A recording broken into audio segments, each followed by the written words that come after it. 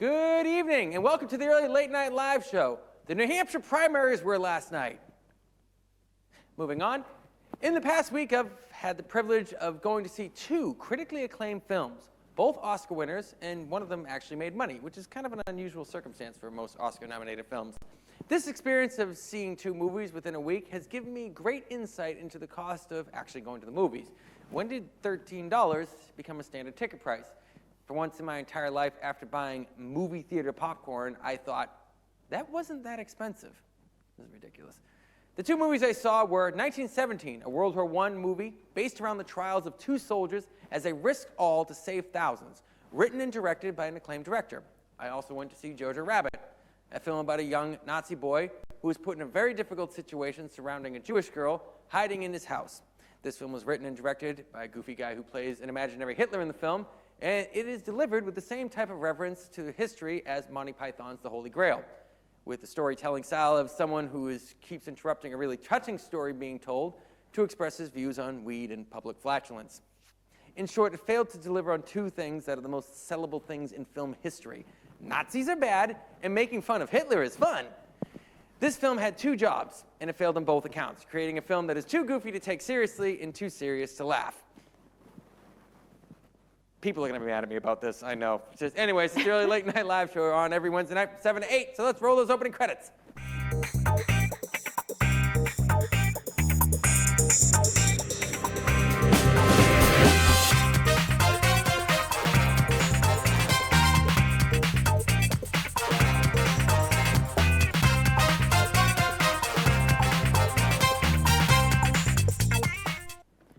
Welcome, what camera? Is that the right camera? There we go. Welcome to the early late night live show on every Wednesday night from 7 to 8 on Exeter Channel 98 and on our YouTube channel, the early late night live show YouTube channel for no sports, no politics, just entertainment, or whatever it is that we happen to come up with right before the show.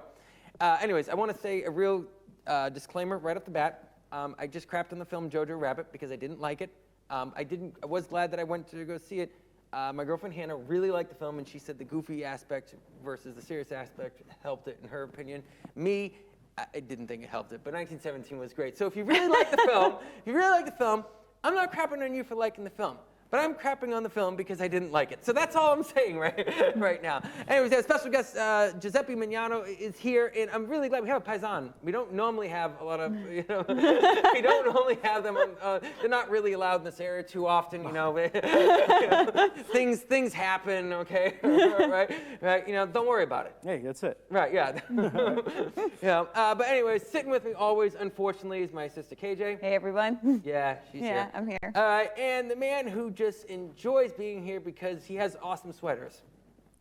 What's up, dude? Yeah. Mitch Fortier is in the house. How you doing, Mitch? I'm good, man. How are you? All right. Quite possibly the nicest introduction he's ever given I you. think so, yeah. Can you mark it on the calendar? Wow. So anyways, before we will talk a little bit later, I want to talk a little bit later about Jojo Rabbit in 1917 Oscar-nominated films, which I usually don't see, so this is unusual. But it's our favorite segment of the show. That's why we put it at the beginning of the show, so we can get it over with. The trailer trash. All what's the first trailer we have up? The first one is Resistance. Resistance. Yeah, Resistance. It's coming out March 27th, and it stars Jesse Eisenberg and Ed Harris. Mm-hmm. And it's the story of Jewish Boy Scouts who worked with the French Resistance to save the lives of 10,000 orphans during World War II. Now, I should say it also has Ed Harris playing George S. Patton, which just fills my little heart with joy. Something tells me that he's not in it that much. Probably not, no. Yeah.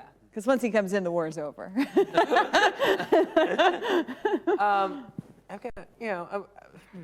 There was a better version of this film right off the bat, which was Defiance, because this is basically about, I think, the same story about some of the Jews that were hidden out in the. Is this based on the real story? Or this is based on a true story as well. Okay.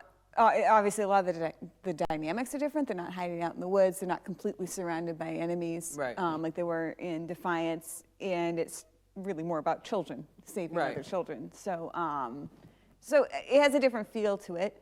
Do you want me just to go into what I think? Yeah, go into what you think. I really like the idea of this movie. I like the idea that it's A, the French standing up to the Germans, and B, it's the Jewish people standing up to the Germans again, because I get kind of tired of both of them getting run over in all the stories. And I think it's kind of interesting to see Jesse Eisenberg play a heroic role, where he's usually kind of comedic. Right. So that part's really cool. I will say he's got the right look for that era. Yes. You know? I feel like the trailer itself is a little, it could use a little more of something. I'm not quite sure what. I know this is a true story, but it feels paint by numbers to a degree, the trailer. The trailer, yes. But, Right. but I still, like I said, it's not a story I've heard before set in World War II, which is kind of unusual. So I do it still makes me want to see it. Okay, all right. And I didn't know the French had Boy Scouts. So now I'm like, wow, that's two things I didn't know. They're a worldwide organization. I did not know. Well, I mean, I knew that they were here and in England, but I didn't know that they were in France as well. So that's pretty cool. I don't know how, I mean, it doesn't look like a bad trailer, but it didn't really pique my interest. There's some good imagery in it, good cinematography. I like the fact that it looks like it was shot on real film. There's no real digital type of stuff to enhance the era. I like the fact it doesn't look overly colorized. I've been having real issues with films being overly colorized. I do like Jesse Eisenberg. I thought he did really good as Lex Luthor, actually. I think he was a really great Lex Luthor. Yeah. He got underrated for that. I was a huge fan of Defiance. I think Defiance was a great Defiance movie. was an amazing movie. Right, and so I don't know. Like, part of me wants to compare it to this, even though it's a different movie. You know? Well, I mean, it's kind of hard to put up Jesse Eisenberg in a sweater and a backpack compared to like Daniel Craig in a leather jacket with a gun. Kind of a different deal. Yeah, that's true. Yes, yeah. Mitch Fortier, your thoughts? A period piece caught my attention. Always a big fan of those in general. Ed Harris. I like Eisenberg. The comedic roles aspect of things, and I'm like, oh yeah, well he played Luthor in the Batman versus Superman or whatever the title of that movie is. And I've never heard of this story before. I'm assuming it's based on some true events of some kind, which is kind of interesting. There was something about the trailer that just seemed kind of. Like you had mentioned, you said it was paint by the numbers, right? A bit, yeah. But it wasn't, offensive in any way. Just, not amazing. No, not right. Context, exactly, you know what yeah. I mean? So, I like this for whatever reason, like the piano. I don't know if you remember that movie. It feels like the kind of movie that's going to suck you into the characters, right, and the people and the experience that they're going through and the emotions that they are experiencing, which is. The cinematography kind of lends itself to that a little bit as well. So so that stood out to me as something that I'd be interested in seeing. All right. Giuseppe? I liked it.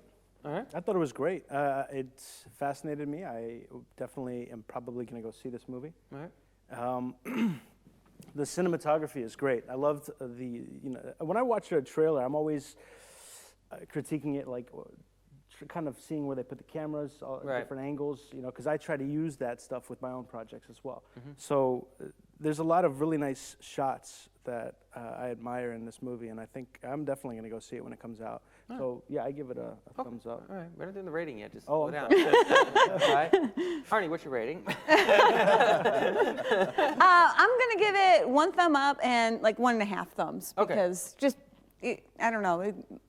It's not Daniel Craig in the leather jacket with a gun. We see where your mind is going with this, Mitch? I'm going to surprise you and give it 2 thumbs up. 2 thumbs up. I really like the idea of the period piece, a new story, and a real heartfelt aspect of getting into the characters seems like something I'd be very interested in. All right, Giuseppe?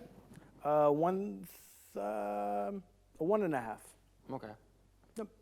Yeah, I'm going to do the same because it feels like this is like one of those 90s films that you find on Amazon that said, this looks pretty good, and you put it in your watch later list, and then you forget about it until later. And you keep passing it by, and then one day when you literally have nothing else to watch and you're really tired and you thought, I'm going to watch a nice, long, and slow movie, this is what it feels like. There's nothing wrong with the film. There's nothing wrong with the trailer. It just didn't pique my interest. So 1.5. 1.5, that's what I'm going to do. All right, moving on. Next trailer. All right, so the next one is War of the Worlds. So this is a miniseries that actually came out, I believe, in England last year, but it's coming to Fox in early 2020. It stars Gabriel Byrne, Elizabeth McGovern, Leah Drucker, and actually like a whole slew of people names. you don't know. Yes. It's based on the classic H.G. Wells novel, but it's obviously been updated for modern times. Right, yes. I don't think anyone is... It's an 8-part miniseries, I should point out. Did you read the H.G. Wells novel? Yes, I did. Right. And I listened to the radio show, and I watched the Tom Cruise movie. Right. So. We watched the Tom Cruise movie when we were in Sweden. Sweden. Well, yes, actually, technically, we were in Denmark at the time, but yeah. It wasn't Sweden, technically we were in Denmark. We actually were in Denmark. We're in Canada, but technically we're in America. No, we're actually still in America. There's no technical side to it. So we were in Denmark, and I said I didn't remember this movie being all that good. And then we watched it, and we're like, why did I ever say this movie wasn't all that good? It was a great movie, all right?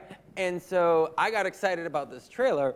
I'm like, oh, War of the Worlds. Maybe they're going to do something that was sort of like that movie. I didn't listen to the radio show, though. For those of you who are kind of history nuts, may know the history of that radio show. Was it that was the one? That was the one. It was the Orson Welles radio show, and they did it like it was a live broadcast. Right. So people tuning in partway through thought there was Real some panic, and they actually changed some of the laws of broadcasting because of the panic caused by Some people that. actually committed suicide, I think, right? That's I think one person did, Oh. but yeah, it was pretty bad. Right, yeah. There was stuff happening that There was shouldn't be stuff happening. happening. I listened to it. It's still effective today. Yeah, The way they did it, and the book and the movies are usually set in England because that's where the book was. But the radio show and the Tom Cruise movie were obviously set on the East Coast. Right. So listening to the invasion and them talking about like Hartford falling and things like that was really chilling. Yeah, and there's one part where, if you watch the original War of the Worlds movie, we're reviewing that more than the trailer right now, there's a part where the goal is he's trying to get to Boston where his ex-wife is. Tom Cruise trying to bring his kids to Boston, ex-wife. And there's a scene on a highway with all the destruction and everything like that where he's finally making it into Boston, and there's a welcome to Boston sign. Now, that's very unrealistic because Boston doesn't care if you're there. No, we don't. It should have a sign that says "Go the other way." So anyway, but there was nothing in this trailer that did anything for me. I was not excited about this at all. It felt like this is something that's going to come on BBC drama, and with a bunch of actors that look like they could be interesting and intriguing, but none of them have any trait that's anything more than you have a character face, and the whole film is just filled with characters of kind of bland, uninteresting people. Gee, tell us what you really think. Right, in a situation, it was just felt bland. I was just not excited about this at all. I was not intrigued, I was not interested, and I said I liked the other one. So this, if I could jump in here. Yeah. When I watched this, I thought, this doesn't look like War of the Worlds. This looks like Survivors, which I don't, there was a TV show in the 70s and in the early 2000s in Britain, which was about a medical thing that happens and wipes out like 95% of the population. And it's about the survivors that are left over and the desperate measures they use to survive.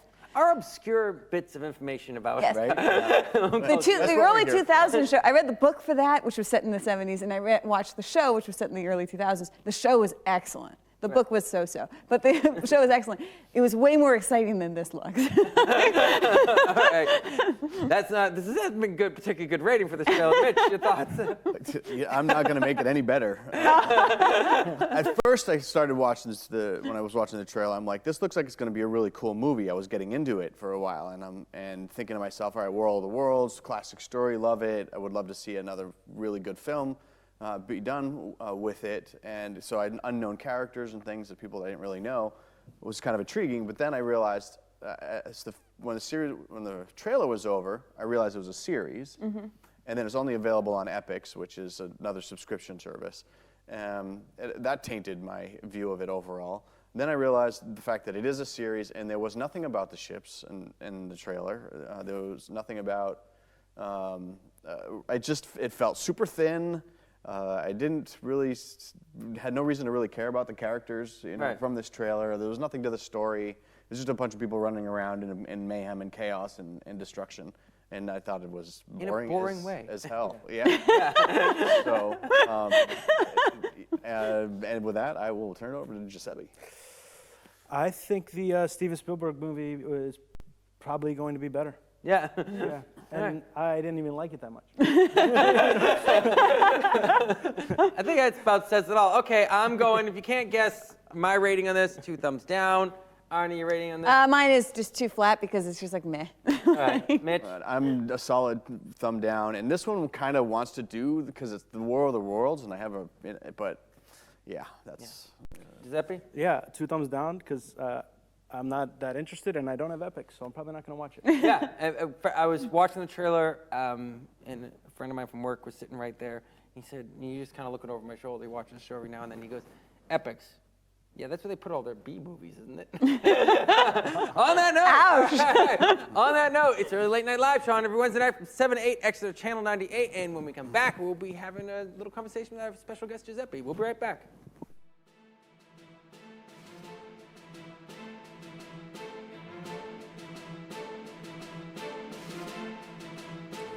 A rosary.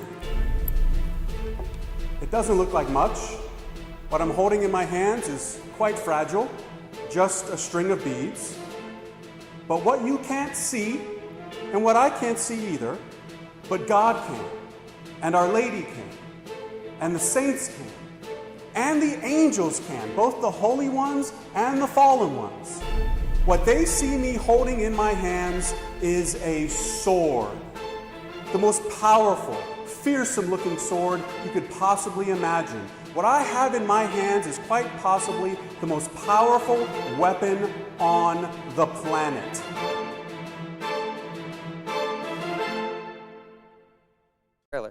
Hey, Terry, we're back. Oh, we're back. Oh, boy. Okay, we're back. Oh, no, Adam West. Adam West took a head dive. Okay. All right. Mitch, if you could close the curtain behind you so people don't see what's beyond the curtain. The man behind the curtain. Man behind the curtain. I think you better All slouch Today down. it's the woman behind the curtain. All right. Just a tad. All right. This is the fun part of having a live This show. is You fun never know about what having a we're live show and no grips Not much right we can now. do about it. Okay, look at that. Dan Graham, everyone, got everything all set to go right off the bat. Yeah. Yeah, Bravo. good job, Dan. All right, Giuseppe, great having you on the show. I love your suit, by the way. Thanks. Yeah.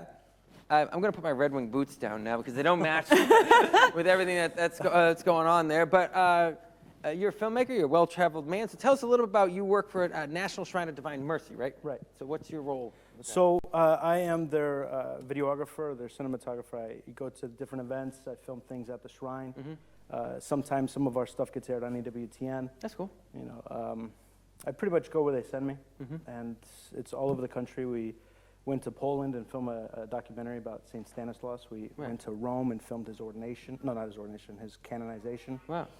You know, and I'm actually going to Mexico at the beginning of next month with Father Donald Calloway. Which is technically not America.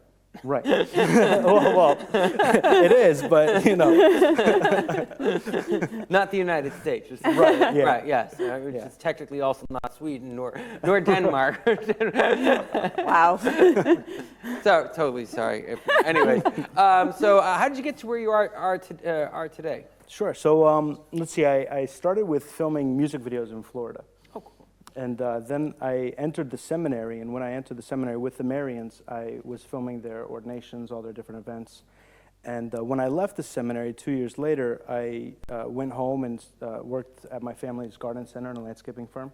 And while I was doing that, I learned a lot from my father because he's an immigrant that came over from Italy, and it's the whole like nothing to something story, you know, just having like that drive and ambition to really succeed and really make something of his name. That's so cool. And so I used what I learned from him to start a production company.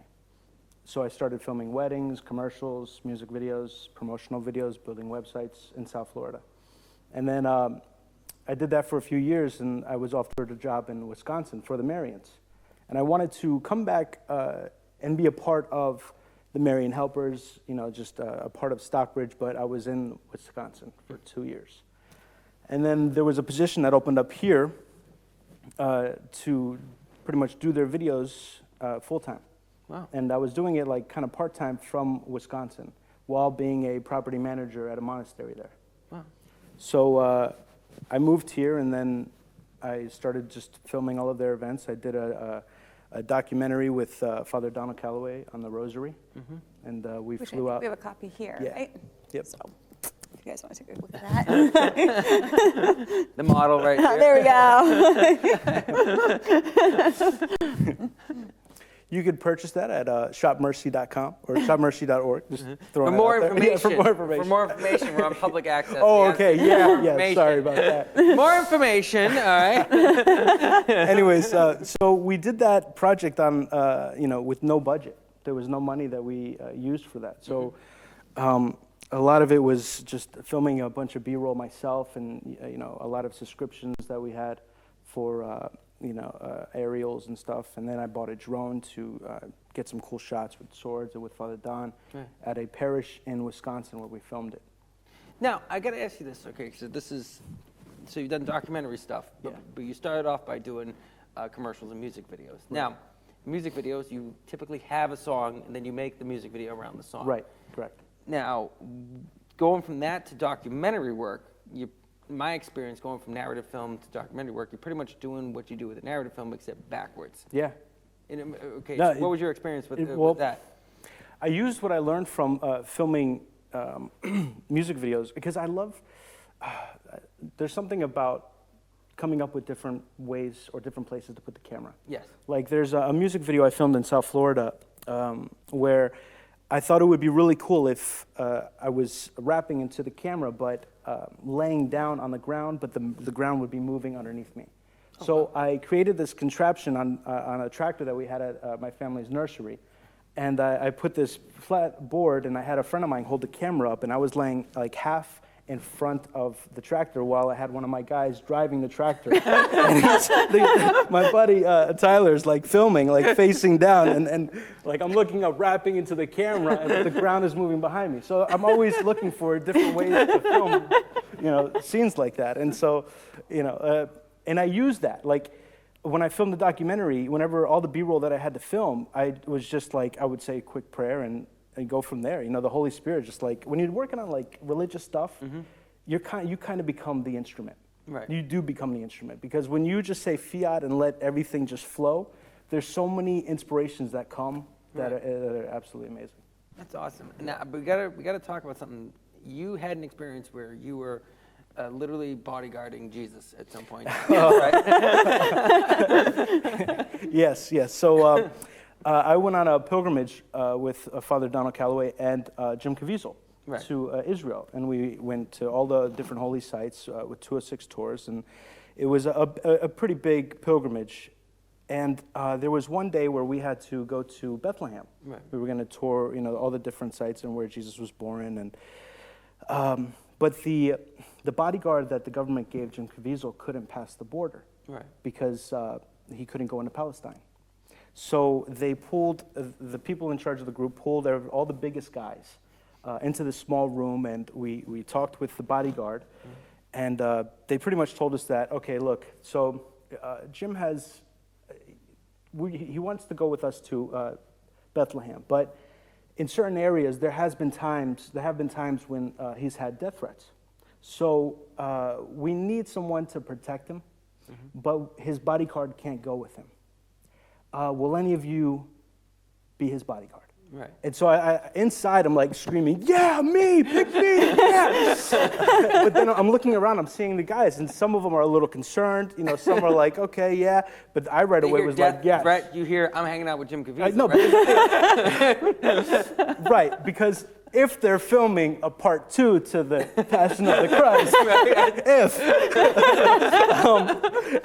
the conversions that happened from the first movie were so spectacular. There were so many of them that if it's going to happen again, I'm going to lay down my life for Jim Caviezel and acting. For sure. Because I know Jesus will repay me after, because I hope that everybody will keep me in their prayers.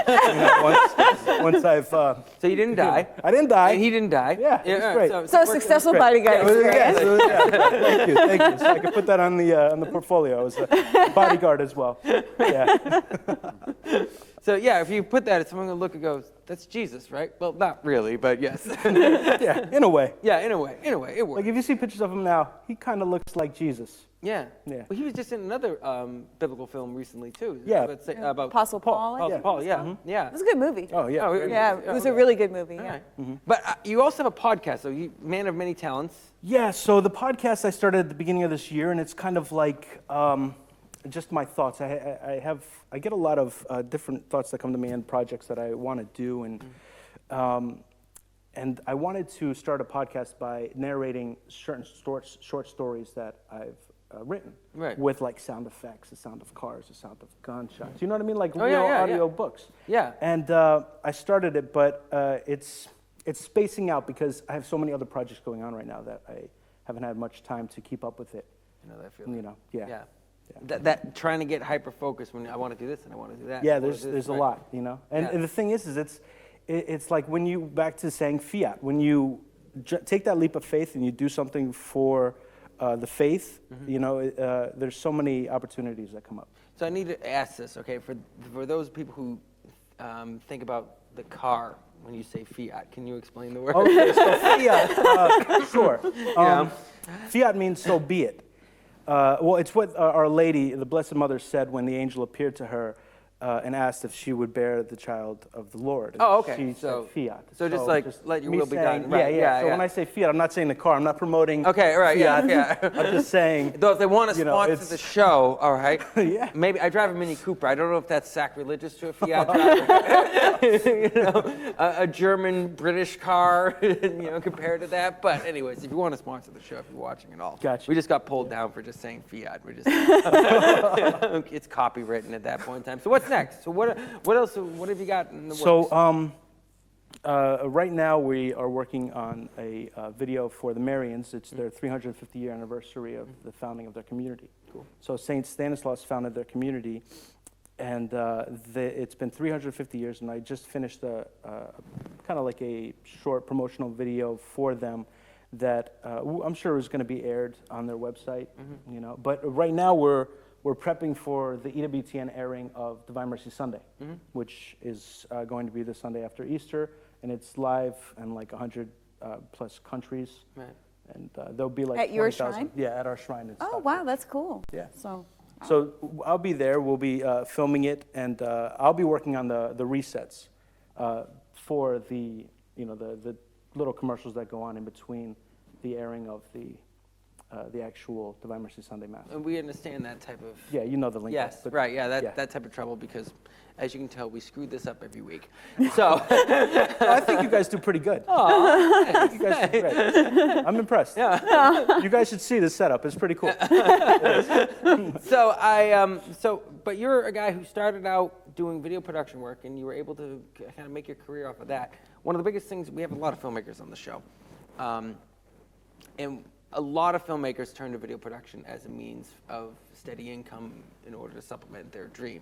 But for you, seems like you sort of been able to fulfill your dream via video production.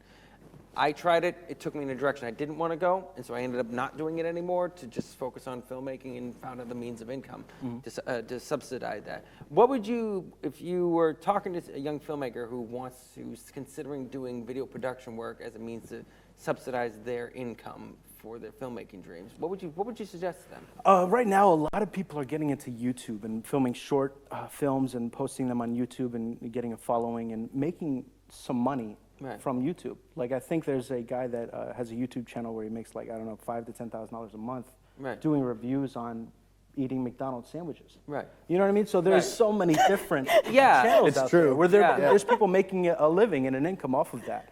And I think like that's an avenue that people should look into. Right. Because if you have a full-time Not eating job, McDonald's every day. I wouldn't No. recommend that. That's not. No. there goes another sponsor. Yeah. They're never going to have me on the show again. You guys, Burger King, we're listening. so it's just like if you have a full-time job and you want to do this, there's free time. Right. You know what I mean? Like there's evenings, there's weekends. You know, I try to do some side projects on the evenings or on the weekends and just, there's a lot of video cameras that are becoming more and more cheaper, that are filming in 4K. Like people use their iPhone now. It's incredible. Yeah. Yeah, from when I first started, the technology changes. Anybody can make movies now. Yeah, absolutely. Yeah, there's no excuse for not being able to get it done at that point in time. So yeah, there goes all the other filmmakers who want to come on the show. There's no excuse. Don't screw it up. All right. Anyways, so where can people find out more information about you? Because we got to wrap this up, unfortunately. The MignanoMedia.com. All right. I also have Across the Spectrum, acrossthespectrumshow.org and .com, and also the G Podcast, which you can find on iTunes or Spotify. Yeah. All right, we'll be dropping all those links below. Giuseppe, great having you on the show. I'd love to have you back at some point in time, and good luck with your future projects. Good. Thank you so much. All right, it's the Early Late Night Live Show on every Wednesday night from 7 to 8. When we come back, we will have the news, and I'm sure I could have come up with something very clever to say to make you think that you want to watch this news segment, but the truth be told, I don't know what the news is, so just tune in and we can both find out together. We'll be back. No. Again. What's going on? Well, we're trying to film a promo for the Early Late Night Live show, but Facebook Live keeps kicking us off. Technical difficulties. Tell me about it. Oh, okay. All right, here we go. All right. It's the Early Late Night Live. That's out of 10. What are you trying to say? Well, you know that people should watch the show because we have so much fun, talk entertainment news and things like that, and of course my segment. Yeah. I swear, Facebook hates us. Hey, maybe if we do this. Ooh. Oh. Whoops. Accidental selfie. Yeah. Okay. Look, let me. I got it. No. You apparently don't. No, I You don't actually know what you're doing. But all right? it's my phone. Yeah. No. Listen. Let me do it. Let me do it. Guys. You act like such a girl. Oh my gosh, you did Guys. it. What? We're live. Hey. Join us Wednesday night, 7 p.m. Exeter Channel 98. And on YouTube when it works. And we'll talk entertainment news and trash some trailers, and then of course we've got my segment. So don't miss it. Join us on Wednesday night at 7 p.m. It'll be fun. Yeah.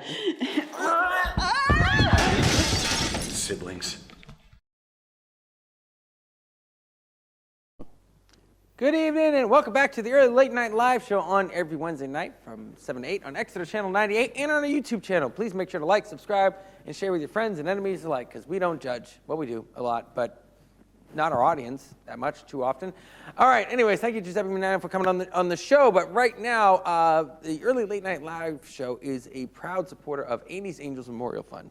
Annie's Angels is dedicated to helping local families struggle. I'm just going to read this, so if you know where my eyesight is, we put the TV in the wrong spot. I'm sorry. All right. Annie's Angels is dedicated to helping local families struggling financially through life-threatening disease, illness, or disability, connecting neighbor to neighbor, friend to friend, and business to business in a caring fundraising network. You can support Annie's Angels by reaching out to them at anniesangels.org. That's anniesangels.org. All right, and now it's Mitch's section of the show, and he looks pensive. I just wanted to use that word today, and I got it out. It's a good word. Yeah. That'll cost you $0.25. Oh, darn it. All right. Anyways, all right. What do you got for the news? Let's see. Excuse me. Box office, Harley Quinn opened up this weekend. It's the only new movie, really, of any note, at least that's showing up on the charts. And it opened up with 33 million domestically and 81 million worldwide. So it's considering it's up to a pretty decent start. Well, yeah, people have been calling that a bomb. I don't know if that's. They were projecting a $51 million opening, so it's about 22 below what they expected. Oh wow! What was the budget for it, though? I don't know. I know that they've started putting Harlequin at the front of the title because they thought maybe people didn't realize that it was a Harlequin movie. Yeah. And I'm like, if you watch any of the trailers, you know it's a Harlequin movie. Yeah. MC's first movie of the year, right? Or DC rather. DC, yeah. I didn't know what you were talking about. No, yeah, that's good. Yeah, I don't know what I'm talking about MC usually, Hammer, so can't it's touch great. Yeah. Boom, boom, boom, boom. Apparently they didn't. No, If you don't know what I'm talking about, that makes two of us. Right. Yeah. I'm very orange. Why am I You so are orange? very orange. And the color balance. Don't worry whatever. about it. It's not a big deal. You're not really orange. My hair looks very messy. That's also because of the color balance. Oh, I'm sure it is, yeah. In searching around in the news, I thought it was kind of interesting that the most anticipated movies of 2020, that there were very few films that I actually didn't realize, or I hadn't heard about up to this point. And then I was kind of disappointed to find that there were a couple that weren't on there. But there is a lot of films coming out this year. I mean, we're talking about like No Time to Die, Black Widow, a remake of Dune. Yes, I've been hearing whispers about that. People are very excited. Wonder Woman. Did they even release a trailer for that yet? I don't think so. so, but I'll try for next week. That'd be cool. Thank you, Ronnie. Yeah, well, That film is one of the best, worst movies of all time. I've never seen it. And it's worth watching once, but that's it. Okay. And then you can see what the comparison is. But I mean, you might need to muscle through it a little bit. But for the time period, it was technologically kind of advanced, and so but very blocky and weird and strange. So. sounds like my kind of film, honestly. Yeah, and it's essentially about an other worlds universe fighting over a life prolonging spice or herb. So it's all this big kind of a epic political war battle, but in outer space. It's pretty wild. Eternals, New Mutants, Mulan, Ghostbusters. I mean, there's just so many movies coming out. But the ones they didn't mention or weren't on this list were Spencer. Oh, yes. Which I think a lot of people are looking forward to seeing, and then Bloodshot, which is another Vin Diesel movie. yeah with I don't the think it's DC going to do comic. anything, So in all honesty. it'll be interesting. Yeah, how think they it's gonna promote it. I fail. think it's going to be a marketing challenge. I think for sure. Is So that the one with, did we review that trailer? We did. Okay. That should show you right now. Yeah. Right. I was thinking that's the one where Bloodshot? he was, is that the one where he's like keeps a replica of being himself? Keeps being regenerated. Yeah. oh yeah. Okay. Yeah. Right. For some, I don't even remember seeing that. I feel film, like but- that's a Now, made why do you for, think So that should that's- be like? I feel like that's gonna go, like that should be a direct to DVD movie, like when I was Yeah. watching that trailer. Yeah. Like you want to watch it, but you don't want to admit that you watched it, so you buy it when it's $5 at Walmart. I don't even want to watch it. And I'm going to admit that right now. And I'm gonna, I am not really. I mean, this, Fast and Furious 500 and something like that. It's coming. It's out, coming. but right. Yeah. Yeah. I know you're not a Fast and Furious fan, but Yeah. but Vin Diesel in and of himself, I think is pretty cool to watch on screen. I know. There's no one involved in the Fast and Furious franchise that I don't like. I don't think. I mean, Gal Gadot got one of her starts in the Fast and Furious franchise too. All the actors in it are good. They're talented people. Just assembled together, she seems like a pile of crap, and I just don't want to see it. The thing I find Now you think. The thing I find funny about the Fast and Furious, I haven't watched any of them, but just looking at the trailers, you go like, wow, they're really advertising nothing but cars, fistfights, and hot girls. This is like, Yeah, it's this is what like everybody I think kind of wish that their young adult life at the bar was. I think this is like when people presume that's all Hollywood does for money. Well, it sells. What do we say? it's, You have formula, just add water. it is one of those types of situations where you think Hollywood is way better than that. But, anyways, what else you got? So Rihanna Johnson made comments at the Oscars. So the Oscars were I didn't actually watch them, so I had to go and get my news from other sources. I was and things watching like that, 1917 when the Oscars Yeah. started. Yeah. I forget what I was doing, but it wasn't watching the Oscars. I was watching a movie with my sister because it was her birthday or something, and I just kept pulling up my phone checking to see who had won. I kept picking the IMAX. Yeah, so I mean, other than a few of the notables, I don't really I don't even know who won, but. The Best Picture was that South Parasite. Korean movie? Thank you, Parasite. Yeah, which I heard was kind of Well, unexpected, right? it I mean, won Most Parasite Best Picture. It won Best Picture, but also Best they're Foreign uncomfortable Film. if it's unexpected. It broke a few records. One being, I think, the first Korean film. first Korean film, but also I believe the first foreign language, like non-English film, to win Best Picture. And it also won Best. They call it international picture now, not foreign film. So it won Best Foreign Film, Best Picture, and Best Director. So good for South Korea.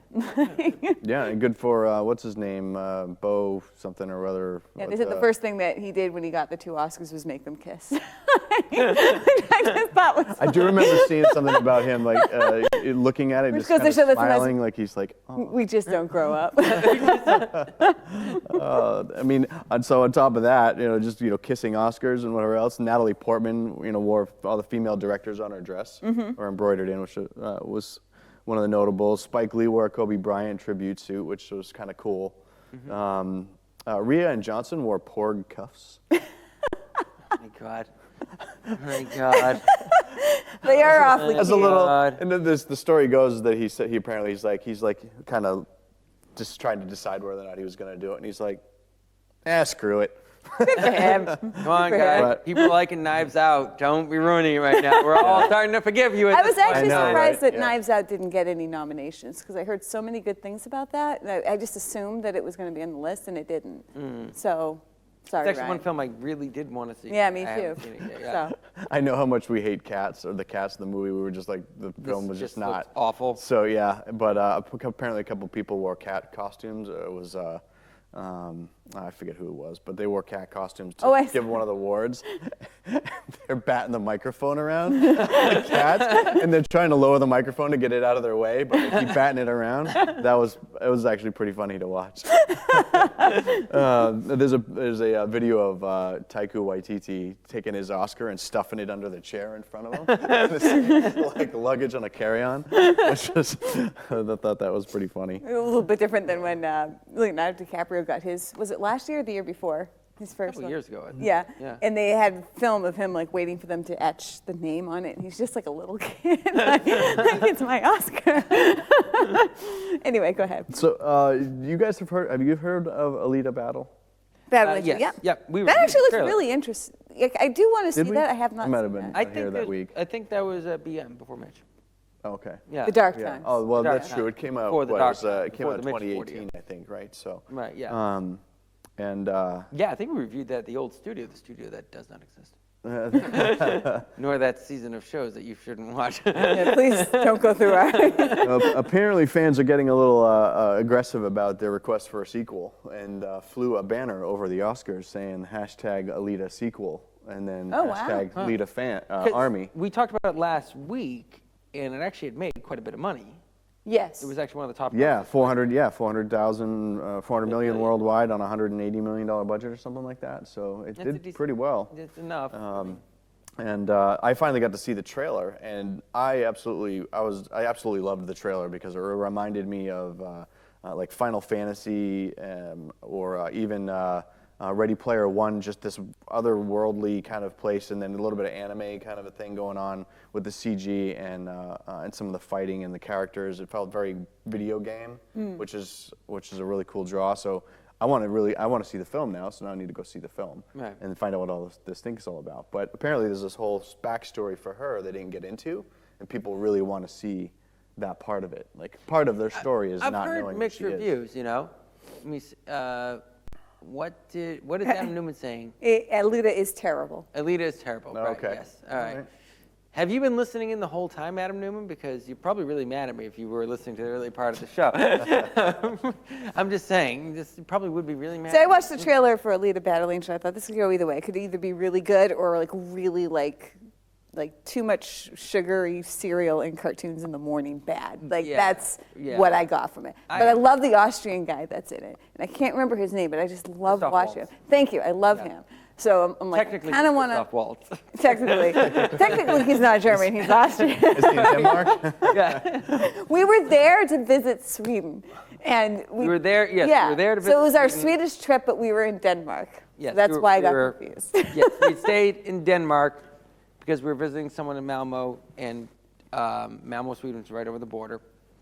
And to be perfectly honest, Copenhagen was a lot nicer, so we stayed there. I think that's and there goes our invitation back. There goes our invitation back. So. Well, Hans Christian Andersen grew up in Copenhagen, so it's kind of hard to beat that. Yeah. You know. Adam Newman says, I haven't heard all of the show, but know that you consistently say just ludicrous things. Okay. True that. True that. So I'll be mad without even having heard it.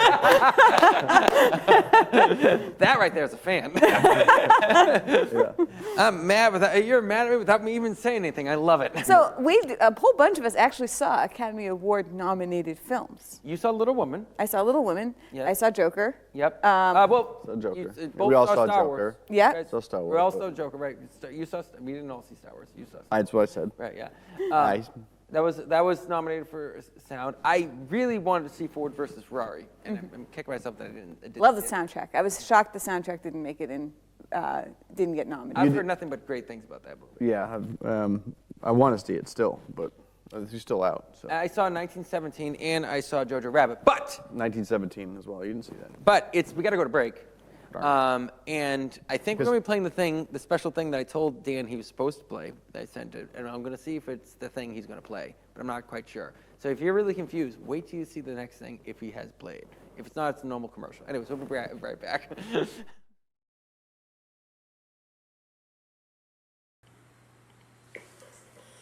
My life is pretty boring, there's one thing that you should know.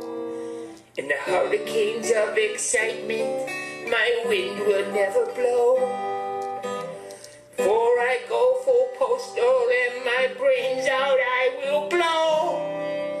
I sit around and check out Terry's show. Ooh, ooh. I love you, Terry. Oh, we're back. That was way quicker than I thought. Welcome back to the early late night live show. We were talking about something useless. Actually, no, we weren't. We were talking about Star Wars and a purple lightsaber. If you know what I'm talking about, then you're a Star Wars fan. It's the early late night live show on every Wednesday night from 7 to 8, Exit Channel 98. We were talking a little bit about the Oscar-nominated films that we've seen, and because a lot of us actually, I don't know about you, Mitch, but me and Arnie a lot of times don't really watch Oscar-nominated films. It's not. Adam Newman is just shocked right now. No, Adam watches the films he wants to watch, whether they're nominated or not. I think I could safely say it's not really defines whether or not you want to see a movie. By and large, for me though, because I'm a prejudiced little child, all right. If a film is typically Oscar nominated and I'm really not. It kind of makes me not want to be interested in it because it's like, yeah, I don't want to be interested in you stupid Oscar nomination. Like I kind of got burnt on I lost my faith in the Oscars when I watched Around the World in 80 Days with David Niven. And I was like, this is a terrible movie. Why did anyone give this the Oscar? And then I watched that circus movie. What was it called? The Greatest Show on Earth, something like that. Right. That was a circus movie. No, not the musical. Not the one with, I can't remember. It was like Hugh Jackman? No, it was like way in the 50s. Way back. Yeah. And that was a pretty good movie, but I think that won an Oscar too. It had Jimmy Stewart playing a clown that was actually a murderer or a guy who does euthanasia. Yeah, it was like prototype Joker, I guess, except really, really long and a lot less fancy. Wait, Jimmy Stewart was a prototype Joker. I'm trying to think of, do you want to try knives? Do you know how I got the smile?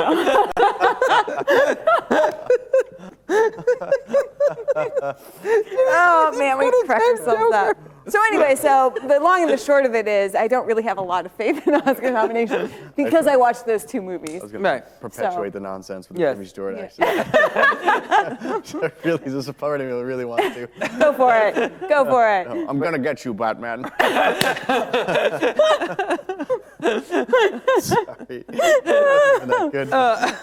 Oh man. So I remember one of the years I was very happy about the Oscars is when The Departed won Best Picture. I actually saw The Departed, and that's a great movie. I really loved The Departed. But none of us saw Best Picture this year, but we all saw nominated films. And if you watch the opening monologue, you'll know me and Hannah went to go see, me and my Hannah girlfriend, we go to see movies all the time. And I think it's very important to go see movies you don't think you're going to like and you're not sure if you're going to like. Because I think it's worth that experience. Mm-hmm.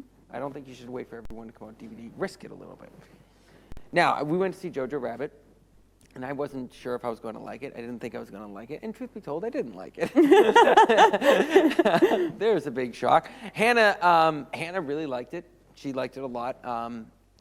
It was extraordinarily goofy, and as I said in the opening monologue, the goofy parts were too goofy. The film was too serious to laugh at the goofy parts, and it was too goofy to take the serious parts seriously, and it just killed me. And that's kind of what I think a lot of the consensus was in the trailer. We're like, we're not sure how this is going to play out, where the balance is going to lie, and if it's going to work or not. Right, and in my opinion, it didn't work. Versus that in 1917, which I saw, and I called Arnie up as soon as I saw the film. This film was a bloody masterpiece. I mean, it was really what could very quickly be a boring story. It's about two guys trying to deliver a message. That's the whole plot. And, we're going to do one sort of shtick. We're going to make it look like one long take. I was like, okay, they're going to screw this up somehow, and because it's just going to feel like a shtick. This movie should be a masterclass in how films should be made. It was fantastic. It's one of the best films, not only of the year, it's one of the best films I've ever seen. So, barring war movies, it's just one of the best films I've ever seen. It was a good movie. Right. Yep. Did you see it? I did. Yeah, it was just Yeah. tension. I mean, it was spectacular. I don't remember if I reviewed it when he wasn't here, when we were... Yeah, I think you broke did. down Yeah, at that you really point in liked time. it. Yeah, so... Because I was asking you if you saw the cuts, and I think you did. saw some of the cuts, I too. saw a couple of them where you can kind of tell that's probably where they cut. Probably, yeah, that was Right. that was Right. the only thing I could take out of it. And I'm like, there's no way they did this in one take, but I really want to understand the technology and what But they did they behind it, openly but- said that they weren't and then going. they They were giving the illusion of one take. So that was kind of knew that was going in. They weren't actually going to do it in one take. Similar to the Alpha 43 different, 43 pieces, I guess, or which would make it 43? 42 cuts. I could not tell where there was. No 40. way, yeah, dude, I it caught was maybe crazy. 6 cuts in that. I saw 5, yeah, Right. 5 myself, and I'm like, yeah, I'll stop looking. I was so into the movie, I was literally taken out of That's life awesome in the world. because to that was watch my this film, problem so. with Little Women. There were so many cuts in it that you were kind of taken up by the, oh, we changed, oh, we changed, oh, we changed, oh, we changed. Right. Yeah. So Yeah. I This, you felt claustrophobic. You felt like you were walking with these guys. It was, I mean, it brought that when you were a little kid watching a movie that was like an adult movie, and you feel nervous and tension, you know? that was Like me that. with Dunkirk. I walked out with Right. like knocking knees. I was so like, wow, Right. I'm exhausted. This, I after love watching Dunkirk. this. This film makes it seem like child's play. It was that good, in my opinion. Gary Russell says, "Did anyone see Midway yet?" No, and I really wanted to see No, Midway. I- Actually, that looked like a good, totally different type of war movie. But I did really want Yeah, to 'cause see we it. win. Sorry. Before I forget, hey Ryan, if you can hear the show, post the link to the Samuel L. Jackson lobbying for a purple lightsaber link at some point so people can see it because it's pretty funny. Oh yes, yeah, from what was it? I think it was the second one, Attack of the Clones. Well, because he was in the first one but didn't have any lightsaber. But then so in the second one he actually fights Attack of the Clones. Yeah. And Samuel Jackson wanted a purple. He wanted So he could find himself. Yeah, I don't want to give it away while I watch the video, but it's just very kind of casual, going into it, and then George Lucas doesn't really give up, the purple lightsaber right away, but obviously in the film he gets one, so it's just kind of funny how it kind of comes about. So. All right, so what were you? So we're talking about the Oscars. I mean, I think we all thought about all these films that we did hear about. Did anyone hear about Parasite? I did hear about it. A couple people I saw had seen it. A couple people I know had seen it. So I didn't really get a sense of whether or not they really liked it. It sounded like a film I would not like just because it sounded kind of like a gross out film to me. So that's why I didn't. The name go like see that it. doesn't really surprise me. I didn't know what Yeah. it's about. I'm like, I have a problem with when I was a kid, I had to walk out of the Mummy because of the bug scene. So I'm, Yeah. like, I'm not really big on bugs. Bugs are my thing. No. Speaking of the Mummy, Brendan Fraser was recently at a Comic-Con and said that he would be more than willing to come back for the Mummy movies if they could find a way to make them fun. Right. So, I like that idea. yeah. There's except we both liked the Tom Cruise one. I like the Tom Cruise one. Yes, I did feel like it was maybe 3 different movies put into one. Right. But I did really enjoy it. Right. And I really liked Tom Cruise in it. Yeah. Was Dwayne Johnson in a Mummy movie? Yes, he was the Scorpion King. The That was the Scorpion King. first time I'd That ever was- seen Dwayne Johnson. My life was Yeah. changed. Well, he was I The even Rock saw back the then, Scorpion right? King, and it was a terrible movie, but I still liked Yeah, it was a terrible movie. Okay. Scorpion King is a It's a terrible great movie. bad movie. It is. Another one of those, yeah. It's an We should do unabashedly bad the movie. The top 10 best worst movies of all time. Best worst movies of all time. That'd be a good one. Yeah, that'd probably be really good. So, all right, anyways, but we were going to have a What's Your Beef segment for this week, but Arnie said she had a good week, and so and I've had a pretty good week, and we got a long weekend because of the holiday based around something that's political, so we're not going to talk about it. But Mitch, do you have anything you want to lose your stuff about on the show? Lose my stuff? Right, yeah. Maybe being No, I was trying to bored. think of something, but I have this tendency, so I'm a golfer, right? So I know sports. But anyways, the idea of being able to forget about your last shot and move on to the next one is a really important skill to have when you're on the, in the midst of playing a round of golf.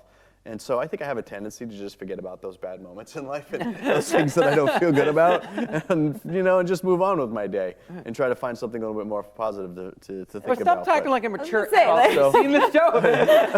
Been on the So show for for you almost people 2 out years. there- What are you doing? People out there, sorry, go ahead. Yeah, lesson learned. I'll tell you what. I will specifically look for something to beef about next week. I will write it down, and I will come, and I will open up the show with a I monologue. just like this. Me and Terry will come up with something to crab with like that. And then Mitch is like a little ray of sunshine. Call me the Pollyanna. End of the show. Don't change. We like you just the way you are. You know what? You can't have dark without light, or light without That's dark. true. I mean, right? So Right. That's I true. don't know We'll who's chalk it who up on to this that. show then, 'Cause I'm complaining all the time on the show. I got pretty heated about Charles Dickens last You were week. very heated about Charles True Dickens. story. Yeah. No one has been for a very long time. No. I think me and G.K. Chesterton were the last two people to get heated about Charles Dickens, but I'm in good company. Yeah. Oh, by the way, No rejoinder. I don't know why, but you sent a link about Rick Moranis coming back, so signing a contract. Oh, that was Dan, yeah. Oh, it was Dan coming Honey, I back Shrunk the to Kids Honey, I coming. Shrunk the Kids, and then I saw that link, and I'm like, oh yeah, and then I realized, I'm like, okay, Rick Moranis is already shrunk, so that just seemed like a funny comment. I remember watching that show as a kid, and that was one of the movies that showed what a piglet I really am, because I couldn't handle it when the ant died. Remember, there was like an ant in it, and it never ate something that actually was saw it. poisoned, and it died, it and I was died. so sad that the ant died that I couldn't handle the movie. So I only watched it once because an ant died. Wow. Are you a spoof fan at all? Did you like Spaceballs? No. You know, any of that? I'm not really. I'm not a Mel Brooks It fan. was kind of, really. yeah, okay.